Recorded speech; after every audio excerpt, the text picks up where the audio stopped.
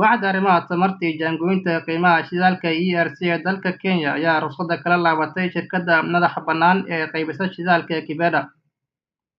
Kibeda ayaa lagu eedeeyay inay hormuud ka ahayd mudaharaado looga soo horjeedo canshuur kordhin cusub oo dowladda ku rogtay shidaalka. Bayaan laga soo saaray maalintii Arbacada ahayd, ERC waxay sidoo kale ku eedeysay Kibeda inay cabsi gelisay ganacsatada kale ee dalka. ERC waxay ku wargelinaysaa shacabka inay tallaabada ay shirkadda Kibeda qaaday ay dhaqaalaha dalka khatar gelinayso, ayna sababta awgeed sharciga uga laabteen. Gawaarida ay leeyihiin shirkadaha madaxa bannaan ee la safan Kibeda ayaa maalintii Isniinta sameeyey shaqo joojin.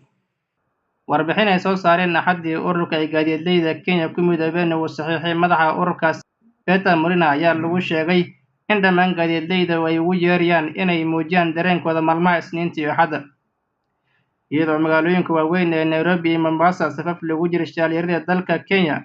Ayaa waxaa isla maanta maxkamad ku taalla galbeedka Kenya ee loo yaqaano Bungoma High Court ay hakisay canshuurta 16% ee shidaalka lagu kordhiyey.